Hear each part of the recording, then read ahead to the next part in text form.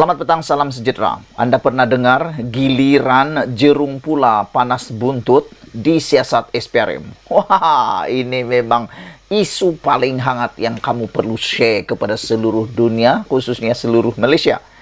Ini semua karena inilah yang kita inginkan, inilah aspirasi kah? Inilah keinginan rakyat Malaysia, yaitu semua jerung-jerung besar yang terlibat dalam penyelewengan uang, salah guna kuasa, rasuah, apalagi ya, sakau duit sana sini, perlu disiasat oleh SPRM. Dan kalau boleh, sumbat saja.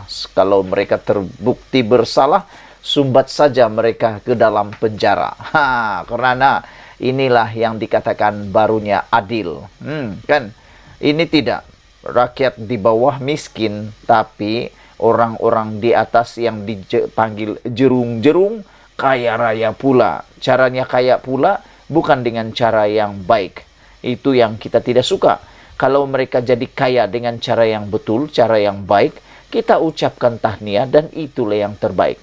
Tapi kalau dengan sakau, dengan makan duit, dengan seleweng, dengan rasuah, itu yang betul-betul kita kecam sehabis-habisnya. Laporan ini dipetik daripada Kosmo.com, memetik giliran jerung pula panas buntut di siasat SPRM.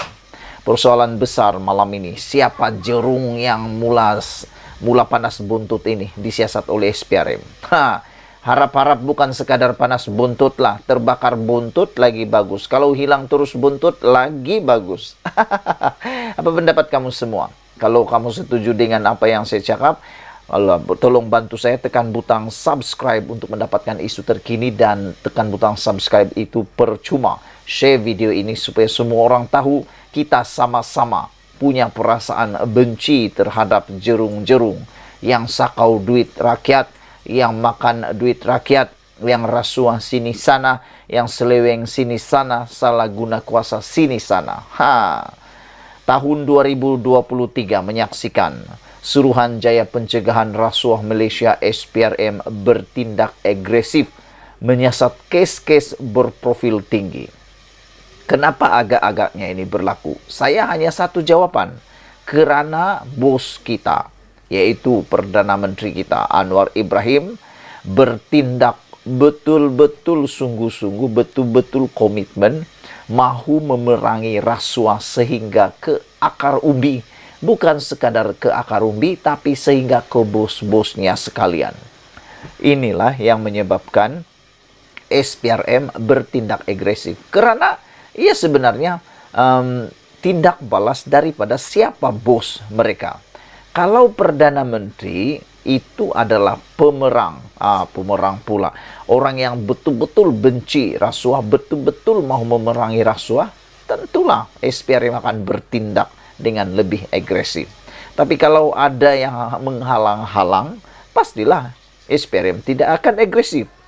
Kita ucapkan tahniahlah kepada kerajaan terbaru pimpinan Anwar Ibrahim, kerajaan perpaduan ini, kerana menyebabkan SPRM menjadi begitu agresif sekali.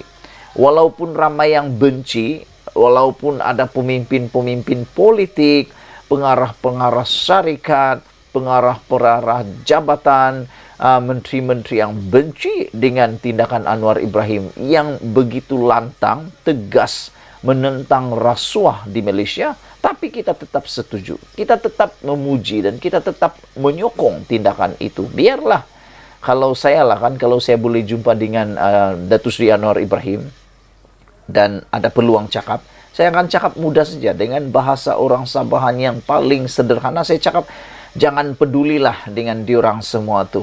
Tan Sri ataupun Datuk Seri Anwar Ibrahim, Perdana Menteri, teruskanlah usaha anda itu. Teruskanlah usaha Datuk Seri memerangi rasuah ini. Bakar saja buntut-buntut orang yang kepanasan itu, sehingga Malaysia betul-betul bebas rasuah. Karena bila kita bebas rasuah, seluruh dunia akan menghormati kita, dan pastinya negara kita akan jadi lebih kaya lagi. Baru-baru ini, Akbar melaporkan seorang bekas Menteri Keuangan sedang disiasat. Suruhanjaya Pencegahan Rasuah Malaysia SPRM berhubung simpanan harta berbilion ringgit di luar negara. Bayangkan, berbilion ringgit, bosku. Antara kes besar lain yang mendapat perhatian adalah berhubung pembekuan akaun sebuah parti politik atas dakwaan menerima ratusan juta ringgit dipercaya daripada dana politik. Siasatan kes melibatkan Jerung bukan sesuatu yang luar biasa, kerana ada Jerung yang lebih besar pernah disiasat SPRM. Siapa Jerung yang lebih besar itu? Anda pasti tahu. Antaranya Najib Tun Razak, bekas Perdana Menteri, dan juga pada waktu itu ialah Perdana Menteri turut pernah disiasat oleh SPRM. Sebelum ini, siasatan SPRM dilihat terarah kepada kes penyelewengan peruntukan dana dan perolehan kerajaan yang dilihat dilakukan secara besar-besaran di seluruh negara. Ia termasuk insentif penjana kerjaya yang diambil kesempatan oleh pihak majikan atau pemilik syarikat untuk menipu dan membuat tuntutan palsu. Jumlah tersebut bukan sedikit, malah ada yang membuat tuntutan palsu melebihi RM 1 juta kepada Pertubuhan Keselamatan Sosial Perkeso seperti yang dilaporkan media kemarin. Inisiatif itu diberikan kerajaan untuk membantu merangsang ekonomi negara melalui pengambilan pekerja dan program berbentuk latihan. Jumlah peruntukan yang disalurkan juga banyak, yaitu RM 3,5 bilion. Namun, apabila ada majikan yang rakus, tamak haluba, mereka mengambil kesempatan terhadap insentif yang ditawarkan dengan menipu dan membuat tuntutan palsu. Tindakan SPRM tersebut adalah senada dengan hasrat Datuk Seri Anwar Ibrahim yang mahu memerangi rasuah, lebih-lebih lagi yang berskala besar sejak beliau dilantik sebagai Perdana Menteri yang ke-10 pada November tahun lalu. Perkara itu sentiasa ditekankan Anwar dalam kebanyakan ucapan-ucapan beliau sekarang. Langkah tersebut tidak lain tidak bukan adalah untuk menyelamatkan wang rakyat. Jadi, kalau begitu, kenapa rakyat masih membenci Anwar? Tiada sebab untuk rakyat membenci Anwar. Ada sebab besar untuk kita teruskan menyokong Anwar, teruskan mengundi Anwar, kerana tindakan Anwar Ibrahim yang dibenci oleh jerung-jerung semua ini dan ikan-ikan bilis juga ialah apabila beliau cuba menyelamatkan wang rakyat melalui memerangi rasuah. Kata Anwar, kes-kes kecil dengan penangkapan ikan bilis tidak akan membantu kerana rasuah sudah menjadi wabak.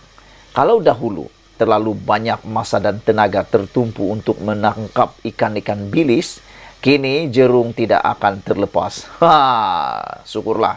Malah sejarah pernah membuktikan kedudukan jerung juga tidak selama-lamanya selamat. Masanya akan tiba, sama ada cepat atau lambat. Pelanduk mungkin lupa jerat, tetapi jerat tidak pernah lupa pelanduk.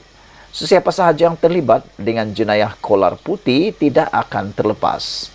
Namun hukuman penjara yang dijatuhkan ke atas pemimpin sebelum ini nampaknya belum membuka mata masyarakat untuk menilai kesan dan akibat daripada amalan rasuah.